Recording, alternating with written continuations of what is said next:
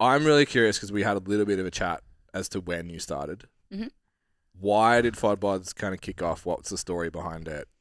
Yeah, so I've always had gut issues, and before starting FODBODs, I had a pretty busy job. I was head of ops at a tech company, traveling a lot, always eating on the go, and just always having gut issues. So I sort of was searching for why this was happening, and someone introduced me to the low FODMAP diet, and I realized that there were certain ingredients that were causing that. And it's funny because I can have tons of coffee on an empty stomach. Like, I put Tabasco sauce on everything. Yeah. But you give me a piece of onion and I'm so sick. Yeah. So yeah, and plus I'm always hungry, and like you, I get really hangry, Yeah. like, extreme, like brain fog, and my hearing goes funny. So I just always have to have snacks, and I could never find anything that didn't have all the ingredients that cause gut issues. So started making my own, and then in that process, I realized, hang on, I've done a lot of competitive analysis because I've been looking for a solution for years, Yep. speaking to dietitians to try to find a product, and thought, okay, there might be something in this. So yeah, I decided to launch my own brand. It started very much as a side hustle. So I created the recipes, worked with dietitians to make sure they were good, found a contract manufacturer, got the branding designed, all of that. And yeah, ordered like 5,000 bars and sort of had the mindset of, if no one buys them, I'll just eat them all myself. Nice. And I eat a lot, so I probably would have got through them. Yeah. But people did buy them. And like when I say, like, the website was so bad. Like, I literally took the photos on my iPhone and didn't even know to Awesome. remove the background. So there was like blurry crap. Yeah, It was yeah. terrible. I don't know why anyone bought stuff. And I was going to Australia Post on my lunch break and literally sending it in their parcels.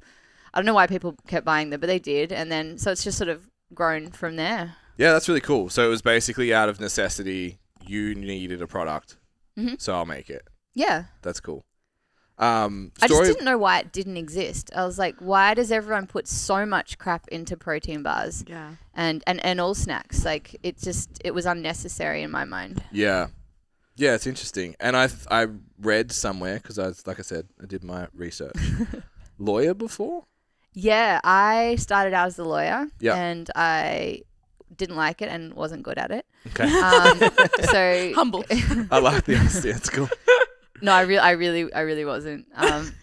And then yeah, so I got a grad job, and I did my grad year. I got admitted to practice, and then I quit a week later. Yeah. And then I went into finance. So I was at Goldman Sachs for a couple of years, and then there was a lot of change in the company. And I'd always been interested in startups, and I thought a good way to marry those skill sets was in venture capital, because it sort of combines the finance, the law, and then my interest in startups. So I went and did that for a bit. But what I realized is that I actually love the startup part, and VC is more researching and like talking to investors, that kind of thing. So then I ended up joining one of the companies that we were talking to, and so I joined as chief of staff, and then that turned into head of ops. Amazing. Nice. That's Yeah. really cool. Yeah, it's a bit of everything. Yeah. Do you spin out when you talk to people with real jobs? Absolutely. Yeah. Yeah. Like, yeah, we run a company, but that's real stuff. That's really cool. Teach people to squat. Yeah. That's a real job. Yeah. You're making It a just real doesn't- difference in people's It lives. just doesn't feel real what we do. Like, this is work. It's super laughable. weird. Yeah. It's laughable. The biggest issue I've had this week is the gym smells like sewage. So That's a big issue. Yeah. We've actually, I think a possum has died in our roof, and it impacts your life so much. It really does. Yeah, I was dreaming about like dead animals last night, and I woke up and I you realized could it's smell because them. I could smell it. Yeah. So I get it. That's a real issue. Yep. And that's Yeah. a real job. Like, I've spent so many years working towards a job like yours, where I Yeah. actually like enjoy it. We're very fortunate that this is the path I chose to go down, and I Yeah. can laugh at the fact that my real job is squat, bench, and Yeah. deadlift. We were talking about all the stuff. So I went to uni for engineering. What was your course? Criminal justice. Yeah, so it's just That's like so cool. neither of us ended up anywhere where like traditional that we were supposed to go. Yeah. It's really interesting. You could be training criminals. Yeah, training. Could be. I mean, Possibly do. sure, I might. Possibly do. Who knows? Maybe we are them. I don't know. We did just discuss my activities getting to uni. So Oh, yes, that was before we started recording the podcast, though. no, we were on. It's Oh, fine. we were Don't on. worry about it. Excellent. Yeah, they won't find me. I do sometimes have fears about that. Like, what if? I mean, they've got way bigger fish to I fry hope than so. like drunken uni students. Yeah. 15 years ago. That's ouch. That hurts too. Just to think that was that long ago. 15 years ago. Wow. What was it like? So you had, from the VC role, a fair bit of experience, I guess, to be like, how does this all work? How does it come together? Or were you just flying blind? I was flying somewhat blind, but I was lucky. I had a lot of people that could give me advice, and I learnt on them pretty heavily. In VC, you're looking at slightly later stage, so you miss that like foundational piece of like registering a company and finding designers and everything. Plus, I was in the tech space. I had absolutely no experience with food other than I like it. Yeah, with products. Yeah. Yeah. And e-commerce, like I shop a lot online, but I had no experience with that. Like I said, took the photos with my iPhone, and I built the Shopify store myself using like YouTube videos to Nice. guide me. Yeah. These are always the best stories. Yeah. Like hearing how things start out like that. Like I love hearing that.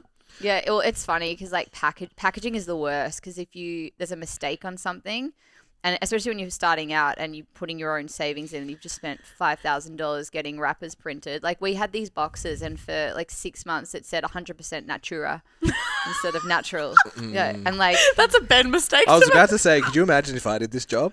It's not okay. it's funny because I look back at when I was applying for law jobs and my cover letter was always like really good attention to detail, and I have no attention to detail. It's like it's terrible. That's such an entrepreneur answer, though, that just like those little things don't matter to my brain. Yeah, well, that's why you surround yourself with people that do have Yeah. detailed brain. Yes. I'm the word check. Jess, detail. I'm the here's, spell here's check. the I'm- 4 emails that need to go out. Before you schedule them, check them. Yeah. I had, we used to, before like apps and stuff were a thing, I used to print my programs for people. So I had a template on a Word document that said stets for 6 years instead of sets. Oh, So nice. STETS. People probably assumed that was a word that they just were unfamiliar with. Yeah. I would have thought, oh, that's just a podcast word that I'm Yeah. not cool enough to know. Yeah, no, it was just poor spelling and grammar. And then like clients would point it out and be like, you know what it means. It's fine. No worries." It's way too much effort to change When you that write Word a text document. message and there's a typo in it, it's like if you don't understand what that message says, that's on you, not on me. Yeah. Oh, That's- I've yeah. had some like shocking autocorrects. My phone always autocorrects suits to shits, and so I'm like, does that shit you instead of does that suit you? What time shits? Can I swear? Yeah, of Oh course. my Yeah. god, yes. 100%. But it's yeah. like I don't know why it just autocorrects every time suit to That's- shit. That's a real Jess thing to do. So you obviously type shit out a lot because story of my damn life. Oh, my daughter's started saying it. She said she's been because I keep telling our dog to piss off, and so nice. now she tells everyone to piss off, Good on her. and she's Go 2, so it's like it's people are like, did she really just say that? Yeah. Yes, and she meant it. Leave. Yeah, yeah, it's true. Thanks to my mum's road rage. Yeah. Parker calls people on the road dickheads. Or really loud tradesmen. The dickheads next door. I'm like, at least it's contextually correct. Yeah. Yeah. Well done. That's a home word only. I feel like mild swearing in kids like dickheads. It's funny. It's when it goes like too far the other Yeah. It starts to get a direction. little bit Yep. out of control. Yeah. So yeah, I always look at business like, again, real business, like especially product based, and I'm just like, how do you get from idea to product? Like it just seems so overwhelming. I know you obviously had lots of people to kind of draw off and stuff. What's the process like?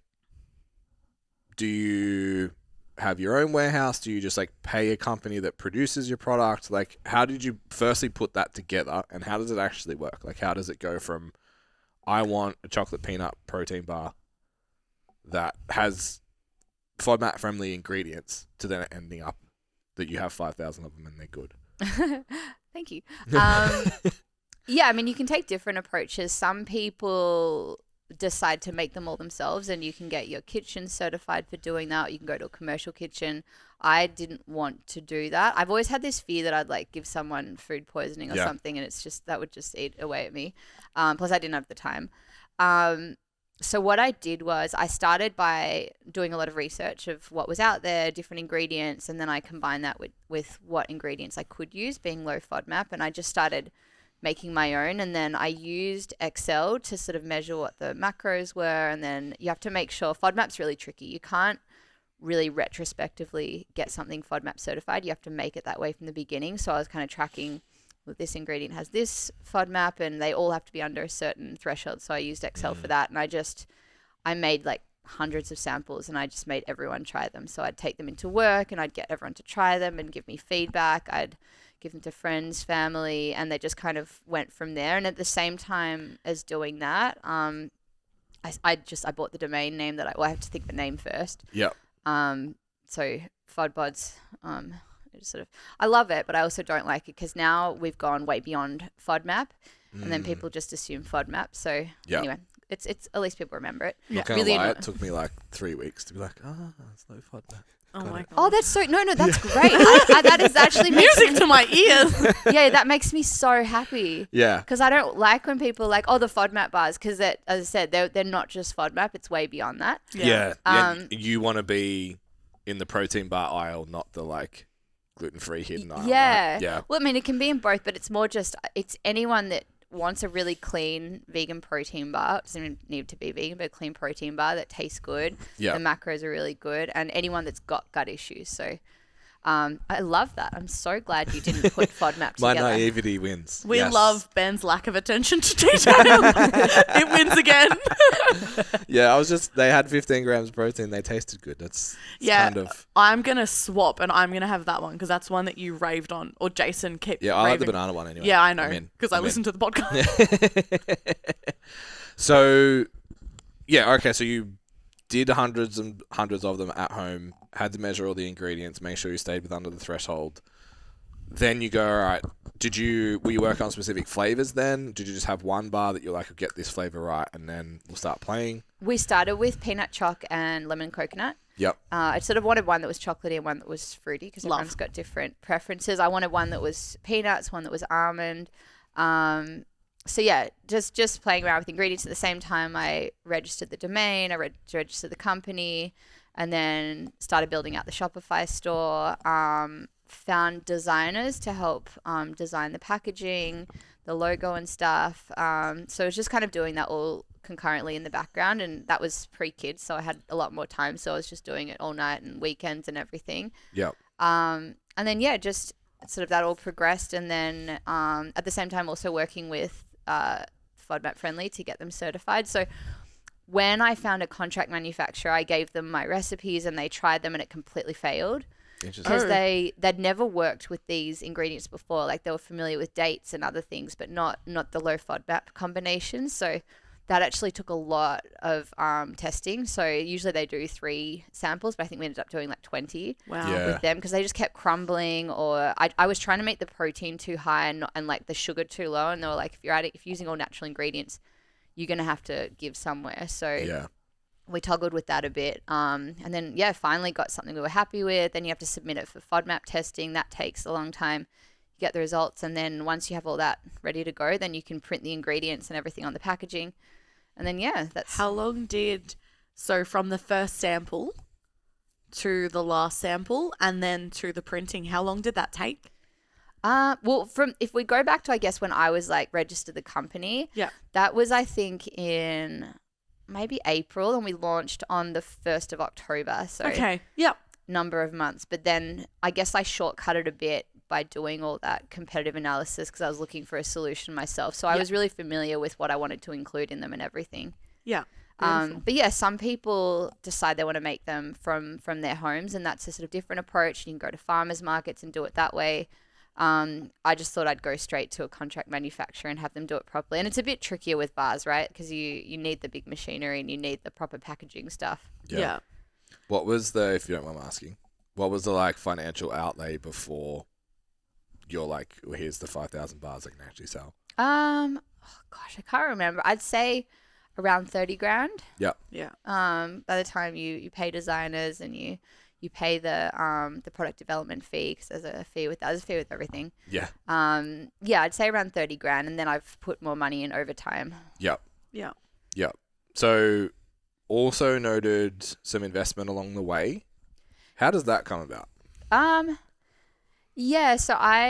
because I am sort of in that space, I have, I'm very lucky. I know people that like investing, but the thing is they come from tech investment space. So it's a bit different with food. And so that was an interesting hurdle. And a lot of people said no, and they were like, no, this isn't scalable. And I was like, well, I launched this when I had a newborn baby in the middle of COVID, and I was doing it myself from home. Like, it's got to be somewhat scalable. Yeah. Oh, and then you asked about how I shipped them. I shipped them from initially. I had a room in my house that we dedicated to FOD buds. That's so cool. Yeah, we always used to joke that, like, you know, in COVID, all the toilet paper ran out. But, like, if food runs out, like, we're set. Yeah. You're ready for the apocalypse. Yeah, like. exactly. You don't need to go to the toilet once a day anyway because you have FOD buds. Yeah. That's a good No point. excess toilet paper. Save the toilet paper. That's a good point. Yeah, got lots of no's for various reasons, but then fortunately this group called a group called Sex Scale, and then a few people that I know really believed in what we were doing. We were able to paint the picture of how big this could be, because more and more people everyone's had gut issues. I think they're becoming more common because of the different ingredients in food, but people are feeling more comfortable talking about them. Yeah. Like when I was in my 20s and experiencing this, I wasn't telling people that I had gut issues. I was just like leaving parties early or wearing really loose clothes because I looked pregnant. Whereas now I just tell people, and I think more people are feeling more comfortable talking about that. So it's becoming more of a thing. And FODMAP, so initially when we launched, it was very much focused on people looking for a low FODMAP protein bar. And that's why they bought, because we were the only option. Like, our bars, I think, are still the only Monash certified protein bars in the world, which is crazy That's to me. cool. But yeah, so people were really looking for a solution. But then it's obviously grown from there. So then it's people with gut issues. It's people who just want like a good protein bar. I don't know where I was going with that, but yeah. Yeah, no, that's cool. So You put yourself out there. You asked all the people. You got knocked back. yeah, Yeah, I got some created an investment. Instagram account. I had no familiarity with. I was on Instagram, but Yeah. my profile was a joke. But I was messaging people, and everyone was really friendly and encouraging, which was nice. So everyone was sort of. By the time we launched, I had a whole lot of people that were really excited to receive the bars, and I sent them out to dietitians and people, and everyone was posting about them.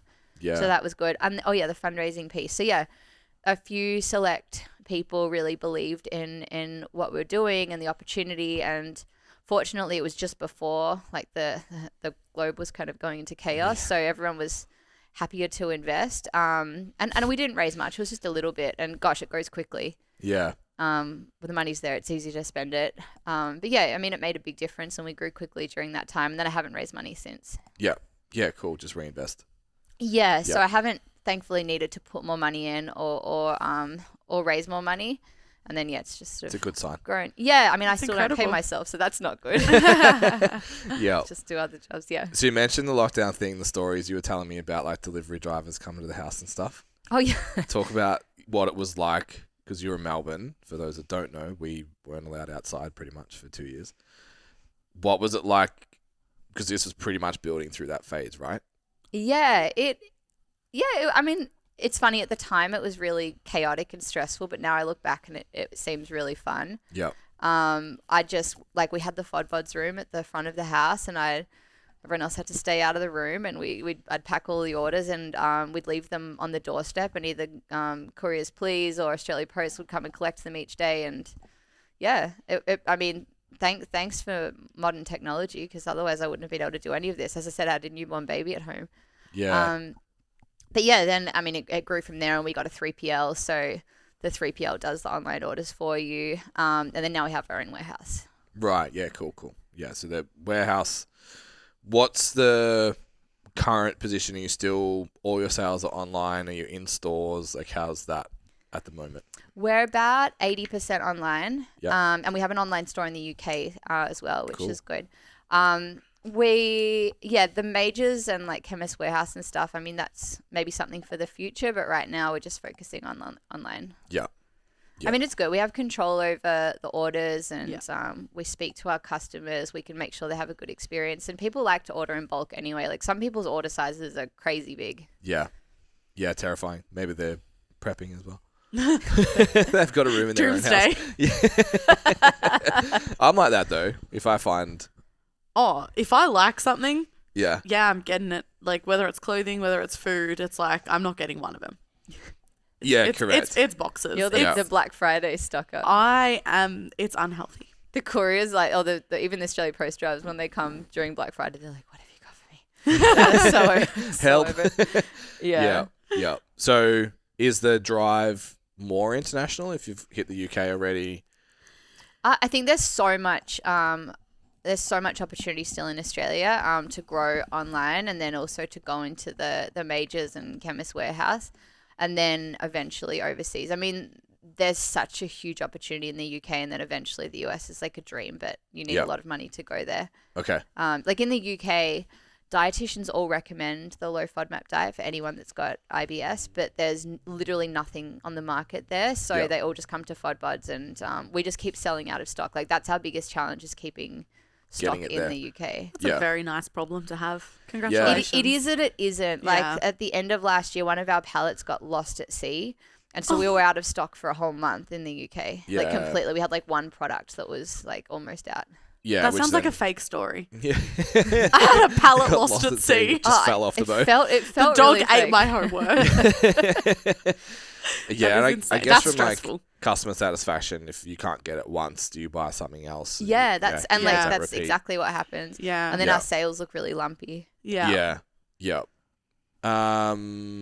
Have they changed much since that first? Like, has the product evolved over time? Or I know you have a few other little, like, other products and stuff now, like the smaller bars and that kind of thing. Has it just been adding new ones, or have you refined the product? The recipes haven't changed, but we've refined Nice. the process. So, Yeah. I mean, over time we've figured out like how to make them a little bit better, to make them like more consistent. Keep the chocolate chips much bigger in the peanut choc bars. Make sure there's more crunchy peanuts and they don't get broken up. That kind of thing. And then the packaging's changed a lot. We recently did a big revamp of our packaging to make it more on brand, I guess. Yep. And we've just released more products, different flavors and things, and then we have some more hopefully coming out soon.